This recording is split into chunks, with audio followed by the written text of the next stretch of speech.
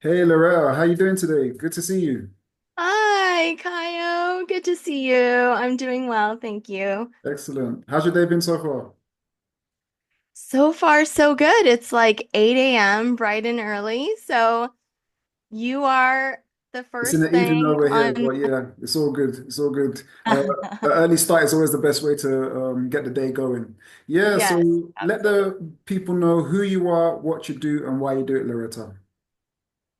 Okay. So my name is Loretta, and I'm a dating and relationship coach, and I help clients with like two different stages of dating. So I help clients become more secure daters. So it's like the beginning, like really fun, exciting, sometimes anxiety producing part of the relationship. And then I also help clients with the breakup um, part of the relationship as well. So oftentimes not as fun, like, obviously more difficult, more painful, more challenging. So kind of those like two opposite ends of the spectrum. Um, and let's see, why do I do it? Gosh, so many reasons why I do it, but I think basically, like generally, I just really love.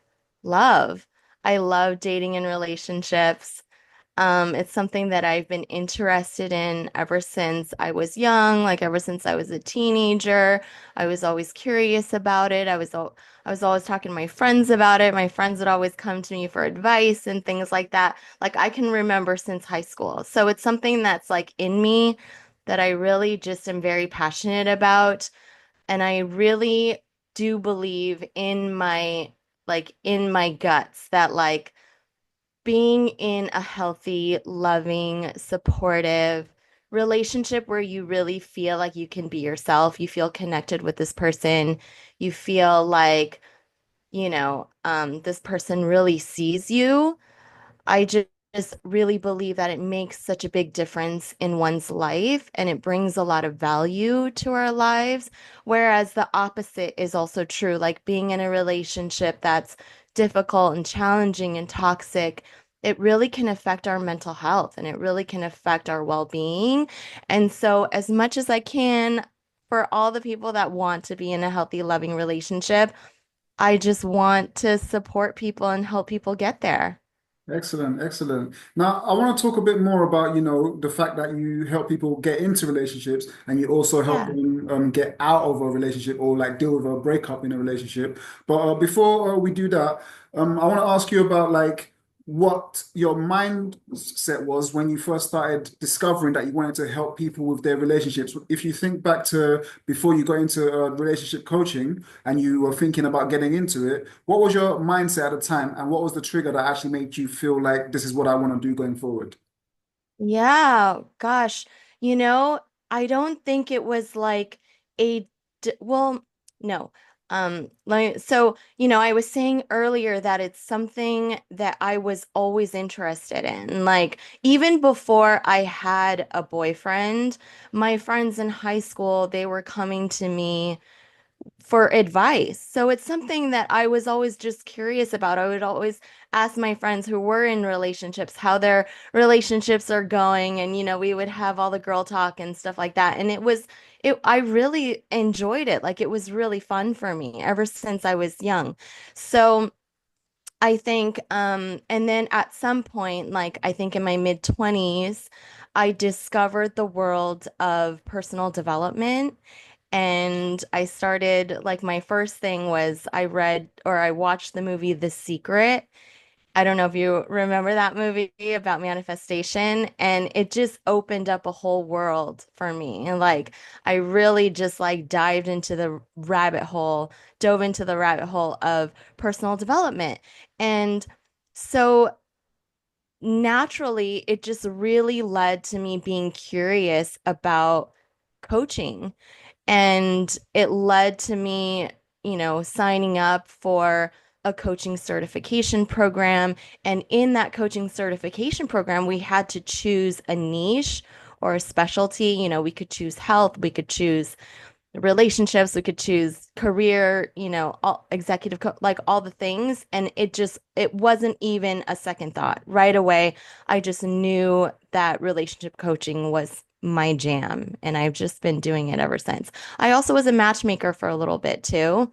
I was a matchmaker a couple of years ago for a while. And so it's just, I don't know, it just comes naturally to me. I think I just really love it.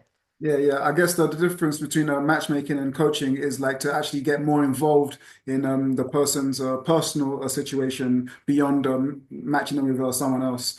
Yeah. So, That's for right. someone that is so much into personal development and things like that, Hmm. you got into the relationship coaching. What made you want to focus on the breakups as well? Because, that's kind of like the kind of separation rather than bringing Yeah. together. So, what made you want to look at that side as well? Yeah, gosh. So I work with a company right now called Love Prescriptions. It's a relationship institute. And so we're doing a whole series right now around breakups. We're doing like a 6 week coaching, group coaching container for people who are going through breakups. Actually, I think February is the highest breakup month of the year, as well as like around the holidays too. And so, but I have my own personal breakup journey. Like, I for a long time was a serial dater. It was really hard for me to be alone. I often found a lot of my worthiness in other people. And it just after every breakup, it just wasn't long until I found myself in another relationship. And that obviously like caused a lot of issues because I wasn't healing from the previous one before jumping into the next one. I wasn't learning the things that I needed to fully learn before jumping into another relationship until I finally had my very last breakup. It just was so devastating, and I just decided that something needed to change, that I couldn't continue this way. And I remember thinking to myself, I would rather be alone for the rest of my life than have to do this again. And so that's when I decided to start working with a coach to dig into all of the ways I was showing up, to really look under a microscope of like my part in everything, what I needed to learn, how I wanted to create something different, what I wanted to attract next when I finally was ready. Like I finally gave myself the space to be able to really look at myself and really look at my patterns and not even think about dating so that when I was ready, I could go into it consciously and I could go into it, really from an intentional place versus just jumping into another relationship. And so, and that was a very pivotal moment for me because with the coaching, I realized so many things that wasn't working. I realized that I was attracting, people that they just weren't the best for me. And so then after the coaching, when I was ready to date again, or not even ready to date, I think I just was ready to meet people. I just was ready to meet friends or whatever. Um, but I did end up meeting my husband after that, and he is the total opposite. I used to date guys that were emotionally unavailable and like a little bit more avoidant, that kind of thing. I had a history of like suppressing my feelings a lot because I just didn't I was ashamed of my feelings often, and he is like totally different. When I first met him, he told me that between the space between he and I, it's a safe zone and that my feelings are welcome and my feelings are, he's not gonna ever get upset at me for my feelings. And I was just completely surprised by that because that's never anything I ever heard anyone say to me before. But I know it's because I did that coaching experience and I was able to kind of change up my own energy to be able to attract somebody like that. Because I think had I not done that, I don't think that he and I ever would have worked out, to be honest. Excellent, excellent. Now, you did mention being a serial dater, and like, Mhm. kind of always led to a breakup because of the patterns that you witnessed. What were some of those patterns that you saw in yourself? You know, because you said you had to make some changes within yourself before you were able Yeah. to meet your husband. So, what were some of those patterns that you Yeah. saw in yourself that you were able to change? Yeah, yeah, really great question. So for me, growing up, it just was like never, um, I grew up in a household where like my parents couldn't have gotten it more wrong in terms of their own relationship. And so I saw a lot of, it just was a very volatile and very like not great environment for a romantic relationship or romantic partnership actually. Um, and growing up, it just was like I grew up in a household where it was never really okay to show any negative emotions. And so I grew up really being ashamed of a lot of some negative feelings like anger, sadness, disappointment, feeling rejected, feeling neglected, all of those things. It just wasn't like okay to ever talk about it. It wasn't okay to ever show it. And so naturally then in my relationships, because I had so much shame around those kinds of feelings, whenever they would come up, because obviously it would come up because, we're human beings and um things have misunderstandings, Um, so whenever things would come up, I just would try really hard to suppress it. I would try really hard to pretend like it didn't exist, like everything was fine. But of course, that can't last, you know? Of course, it would just end up coming out in unintentional ways.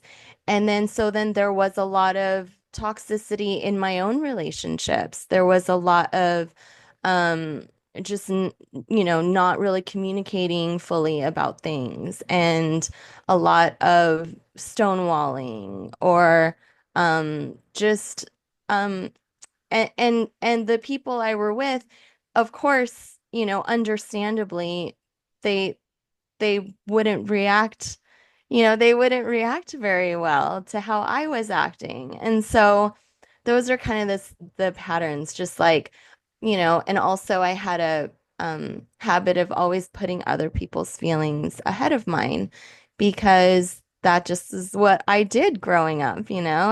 But I put my parents' feelings ahead of mine because they were in such a tumultuous relationship. I was always, making sure they were okay before um my feelings were ever met or even really recognized. So, um yeah, that was some of the things that sh showed up that really needed to change because it's just not sustainable. You can't have a loving relationship like that.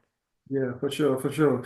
Now, like Mhm. when you met your husband and he kind of reassured you that like it was okay for you to be able to express your feelings without him having a negative reaction, do you feel Mhm. like if he had met you before you had done the healing within yourself, that he would have been able to make that space for you, or do you feel like it would have like disrupted his ability to cater for you in that way? Yeah, that's a really great question. I think that had he met me before, so back then, number one, I was looking for different people. We have like trauma bonding, right? And so I think I was just really drawn to avoidant people. And my husband's not really like that. I mean, he has some avoidant tendencies, sure. I think we all, on some level when we're stressed and things like that, and some anxious tendencies too. But he's pr a pretty secure person. And so I am even wondering if I would have been attracted to him, because I was just looking for more of that. Um, I mean, I wasn't consciously looking for it. I didn't know I was looking for it, but I was looking for like more of that unstable feeling, if that makes any sense, right? Because that just was like the butterflies in the stomach feeling, like that anxious feeling. Like I thought that that was love, you know?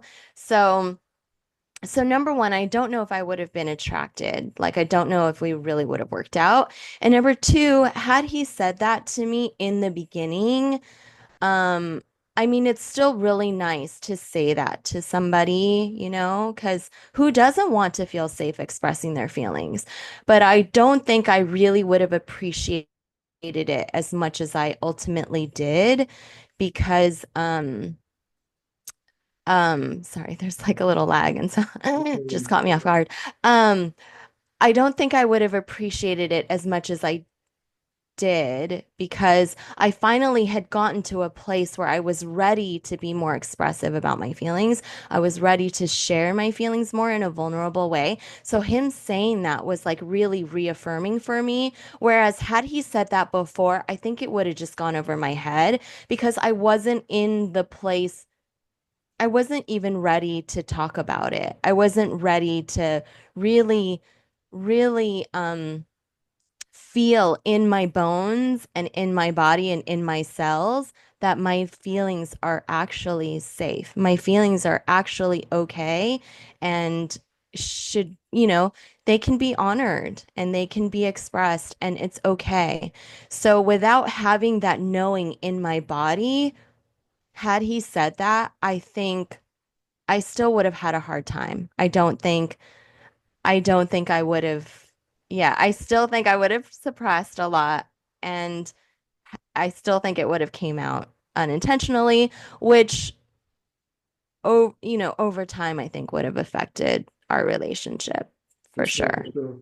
Yeah, Yeah. so like it sounds like back then, like if he had met you back then, he would have been too safe for you, like too safe of a person because you wanted that kind of excitement and things like that. So like in a sense, like over time you realize that what he was offering was something that you needed. But at the same time, that excitement that you was talking about, that you were looking for at that time, do you feel like there needs to be a balance of that where like that's also necessary in a relationship?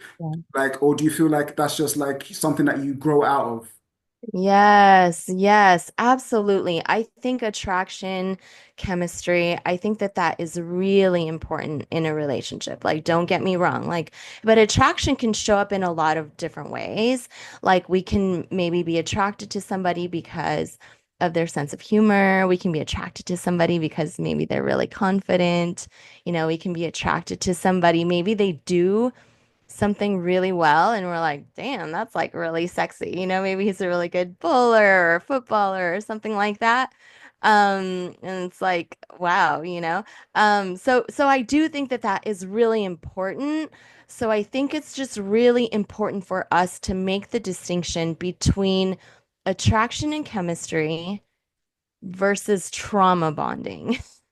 So trauma bonding is I think the way that you know whether it's trauma bonding is we have to get really still and we have to ask ourselves, how does this person or this relationship make us feel like inside, right? And if our first thoughts are anxious, uncomfortable, nervous, you know, or unsure or insecure, that most likely is trauma bonding. In the body, it can sometimes feel the same, like nervous energy and exciting energy, like excitement. They're actually the same energy, just different ends of the spectrum. So, um, so I think that it's just important to distinguish what feelings it's actually bringing up. Like, because if it's chemistry and attraction, you know, there's a little bit of nervousness, of course. Like, I remember when I first dated my husband, there was a little bit of nervousness for sure. But at the same time, there should also be some level of feeling of like safety too, and of comfort and like like kind of a sigh of relief when you're with this person, instead of just this like nervous, anxious energy. So I think it's just really important to know, you know, is this excitement that I'm feeling, is it more because I'm anxious and unsure and I'm feeling insecure? Or is it because I'm like excited and I'm like attracted to this person and this person, it's really fun, being with this person feels really fun and it feels light, it feels expansive versus it feeling contracting and it feeling tight or heavy. I don't know if that Yeah, no, if it that does. makes any sense, if that answers your It does question. make Yeah. sense. It's more of like finding that balance and that kind of a chemistry where you can both have that understanding. Yeah, for sure. Like, but another issue that people tend to have in relationships sometimes is gender roles, for example. Like Mm. sometimes one partner will say to the other partner, "Oh, like when you're at work, you get on with it, no problem. If your boss asks you to do something, you do it. But when it comes to me, oh, it's always an issue. You seem to be putting me second." And the other partner is like, oh, so why is it always like you that's got to be put first? How comes you can't put me first sometimes? And there's this kind of back and forth that they have Mm. sometimes. So in that context, what is your viewpoint on gender roles within relationships? Yeah, gosh, yes, that is gender roles is very we could go on about gender roles. It's a huge topic, and I actually talk about this a lot with my clients. I love working with fixed flow energy in relationships, and I think when it comes to flow or like more feminine energy, when it comes to like asking or making requests, things like that, it's important to express ourselves for sure. I often advise my clients to do it in a way where it doesn't sound demanding, it doesn't sound, I just think that tact ha plays a very important role in the way that we communicate with our partner.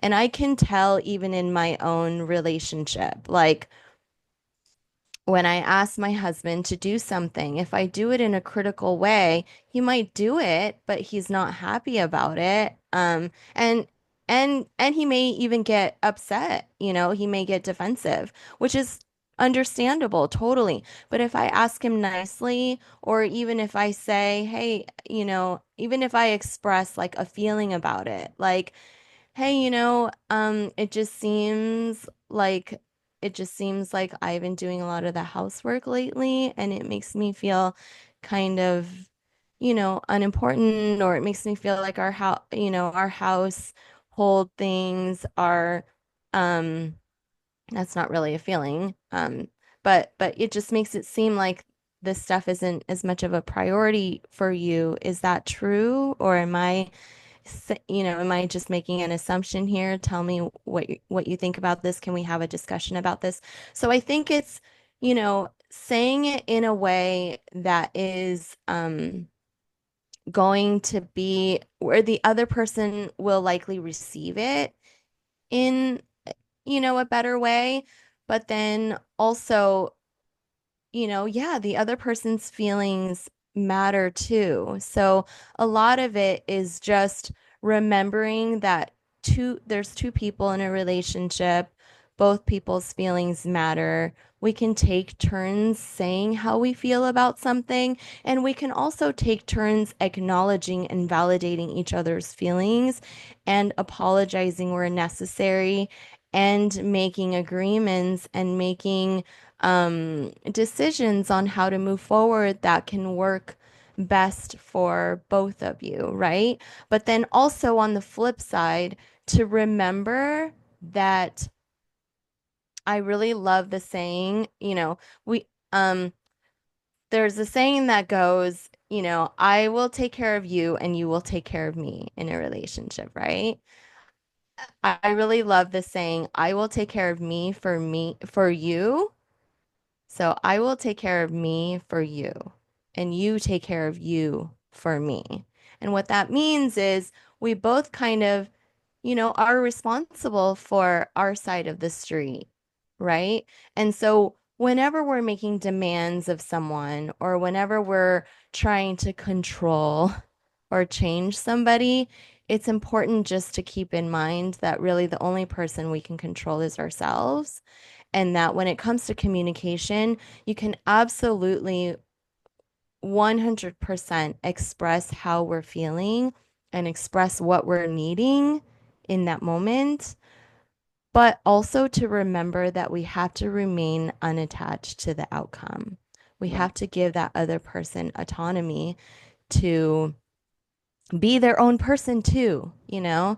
It's just we like in a relationship, there just needs to be a lot of grace and a lot of forgiveness, honestly, a lot of space and a lot of freedom for each other to be ourselves, but also be able to communicate and be able to share in a way that's respectful and in a way where each other can most likely receive it in the best way. Yeah, yeah, for sure. Excellent, excellent. So essentially, it's not like what's being said, but how it's been said, and the ability to take accountability for the way you are yourself and your own actions and how that's affecting your partner as well. Would you say that's Yeah. accurate?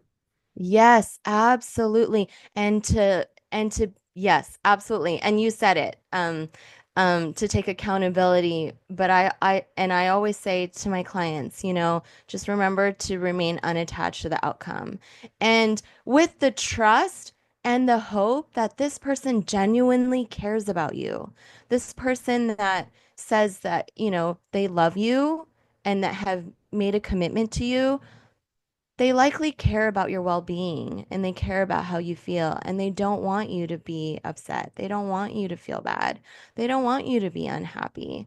And so it might take a minute, they might get defensive at first and they might have feelings about it at first. And that's totally fine. They're human. They're allowed to have feelings too, but ultimately that they do end up caring. So trusting that, what, I'm going to do this vulnerable thing of telling this person how I'm feeling, that this makes me sad or this makes me feel neglected, this makes me feel rejected, telling this person how I'm feeling and what I need from them, but then also being okay if they have a different agenda. So to not be attached to my own agenda, but to just know that just the act of me speaking up for myself is is already like me taking steps moving forward.